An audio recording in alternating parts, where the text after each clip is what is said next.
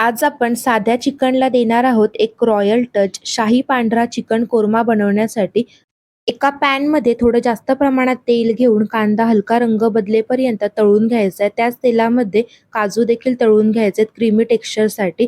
तेल कमी करून त्यामध्ये टोमॅटोचे तुकडे, तिखटाच्या आवडीप्रमाणे हिरवी मिरची, आल्याचे तुकडे, काही खडे मसाले, लसणाच्या पाकळ्या घालून चांगलं परतून घ्यायचे. लसणाला आणि मिरचीला पांढरे डाग आले की थंड होण्यासाठी बाजूला काढून घ्या. गॅस बंद करून खसखस आणि टरबूजाच्या बिया तडतड होईपर्यंत तळून घ्या. यानंतर थंड करून एका कोरड्या मिक्सरच्या भांड्यात घालून बारीक वाटून पेस्ट बनवून घ्या. झटपट बनवणार असाल तर कुकरमध्ये तूप किंवा तेल घालायचे, तेजपत्ता घालायचा, वाटून घेतलेली पेस्ट, धणे पावडर आणि चिकन घालून एकजीव मिक्स करून घ्यायचे. हॉटेलसारखा स्वाद येण्यासाठी शक्यतो पांढरी मिरी पूड वापरा आणि कलर देखील येणार नाही.